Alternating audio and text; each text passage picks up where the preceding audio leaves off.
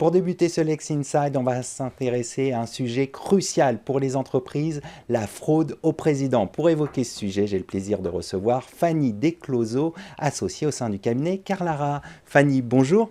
Bonjour Arnaud, merci de me recevoir. Pour bien comprendre ce phénomène, qu'est-ce que la fraude au président ? Alors, la fraude au président, en fait, c'est une escroquerie aux faux ordres de virement international. Comment ça se passe?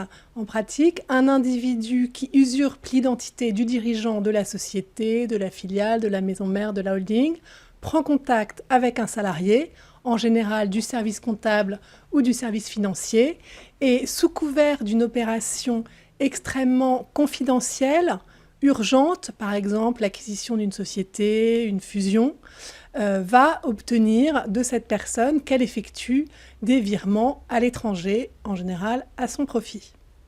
Alors maintenant qu'on a une meilleure compréhension de ce qu'est la fraude au président et de son ampleur, examinons un peu les étapes cruciales lorsqu'une entreprise y est confrontée. Comment réagir face à une fraude au président ? Alors, vous faites bien de poser la question, puisqu'effectivement, vous le rappeliez, ces fraudes sont très importantes. Ça a débuté dans les années 2010, puis ça s'est développé, notamment au début en France, auprès des entreprises du CAC 40, comme par exemple Vinci, Saint-Gobain, qui en ont été victimes, mais également à l'étranger et à l'international. On se souviendra de Coca-Cola, Mattel, Hilton, qui en ont également été victimes.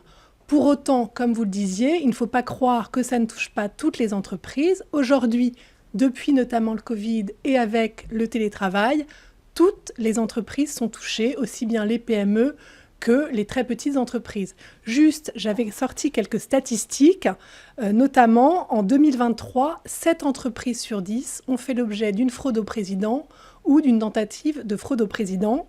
Et en 2023, il y a à peu près eu 400 millions d'euros qui ont été détournés grâce à ces fraudes au président. Donc c'est significatif. Tout à fait.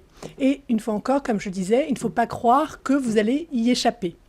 Alors, comment réagir? C'était votre question. Comment réagir si on est victime d'une fraude au président? Alors, ce qu'il est crucial de savoir, c'est qu'il faut réagir au plus vite.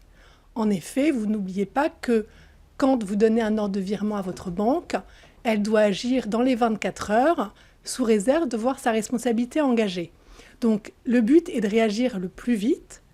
Si vous êtes en train de faire un virement, bien sûr, vous le stoppez. Vous appelez tout de suite votre banque pour lui demander de tenter de rapatrier les fonds. C'est ce qu'on appelle une procédure de recall. Vous prenez tous les documents qui ont servi à la fraude, notamment les échanges de courriels, les WhatsApp, les appels, les ordres de virement et les éventuelles factures. Vous réunissez tout ça, puisqu'effectivement, grâce à ces documents, vous allez pouvoir immédiatement aussi déposer une plainte, soit auprès du commissariat de police qui est près de votre entreprise, soit directement au procureur de la République. Et effectivement, tous ces documents devront être précisés dans votre plainte, sachant qu'évidemment, la banque, votre banque, aussi bien votre banque, va vous demander la plainte, éventuellement aussi la banque bénéficiaire, pour pouvoir tenter de bloquer les fonds et ensuite les rapatrier. Donc on a compris que la réaction immédiate de l'entreprise est primordiale, mais qu'en est-il de la responsabilité de la banque, de l'entreprise victime ? Alors, j'attendais cette question, puisque moi, effectivement, je suis plutôt du côté des banques en général. Donc, comment mettre en jeu, en fait, ce qu'on essaye de faire, les sociétés essayent de mettre en jeu la responsabilité de leur banque. Donc, il faut réagir assez vite, puisqu'il y a quand même un délai de prescription, de forclusion qui est de 13 mois à compter de l'ordre de virement contesté. Donc ça, c'est la première date à avoir en tête. Et ensuite, quel est le principe ? Donc le principe en matière de responsabilité du banquier, c'est le principe de non-ingérence, non-immixtion dans les affaires de son client.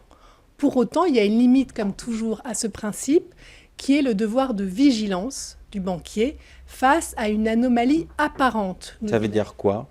Nous dit la jurisprudence. En quelques mots. Une anomalie apparente, c'est soit une anomalie matérielle, c'est-à-dire que, par exemple, l'ordre de virement n'a pas été effectué par une personne dûment habilitée, donc pas le représentant qui a les pouvoirs pour faire un virement dans l'entreprise, ou une anomalie intellectuelle, par exemple un montant très important.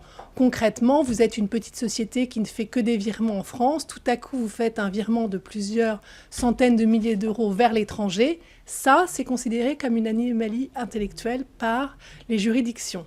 Donc dans ce cas-là, comment va se défendre la banque? Puisque quand même, les banques, qui voient souvent leur responsabilité mise en jeu, tentent de s'exonérer de leur responsabilité. Comment peut-elle faire?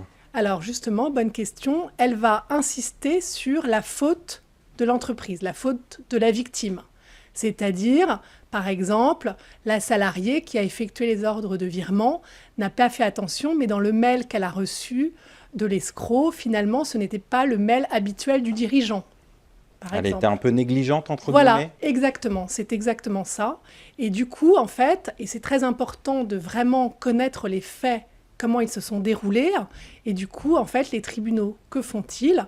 Ils regardent au cas par cas, les cas d'espèce, la faute de chacun. Et en général, les juridictions prononcent des partages de responsabilités, 50-50, 20-80, ou parfois rien pour la banque. C'est ce que j'essaye d'obtenir en tout cas. Et tout pour l'entreprise victime.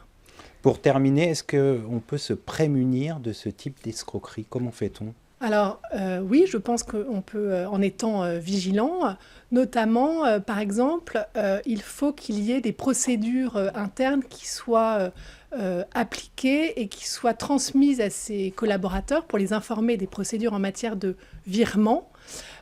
Ensuite, il faut aussi former, je dirais, ses collaborateurs sur les fraude, comment agissent les escrocs. Et ça, vous pouvez demander à vos banques, sur les sites des banques, on est quand même de plus en plus informés, mais il faut que l'information redescende aux collaborateurs. Comme ça, ils vont pouvoir identifier des anomalies possibles. Tout de suite. Et voilà. Peut-être une escroquerie. Tout à fait. Il faut aussi ne pas, quand on est salarié, qu'on a un doute, il ne faut pas céder à la pression, l'urgence qui est mise par l'escroc et ne pas hésiter à vérifier, à faire un contre-appel, à vérifier les factures et à appliquer la procédure habituelle. Je pense qu'en étant comme ça très diligent. Et puis oui, dernière chose qui est importante, je pense, il faut que les entreprises soient vigilantes sur les informations qu'elles diffusent à l'extérieur, notamment sur les réseaux sociaux et sur Internet, puisque souvent c'est comme ça que les escrocs ont les informations. Vous vous souviendrez sûrement de cette énorme escroquerie qui est arrivée en début de l'année 2024 à Hong Kong, où une société a fait pour 26 millions de dollars de virements. C'était une deepfake, vous vous souvenez, où en fait le salarié victime était en visioconférence avec ses dirigeants. Et il pensait que c'était eux qui lui donnaient l'ordre de faire des virements. Et en fait, on a découvert après coup, malheureusement, mais après coup, que les vidéos des dirigeants avaient été trouvées sur Internet par l'IA qui avait pu l'utiliser, ainsi que les voix pour donner des fausses instructions aux salariés. Donc vraiment, il ne faut pas penser que ça arrive qu'aux autres, il faut être vigilant.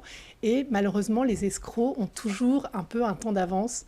Donc il faut vraiment la vigilance est de mise. Voilà, exactement. On va conclure là-dessus. Merci d'être venu sur notre plateau. Merci beaucoup de m'avoir accueilli.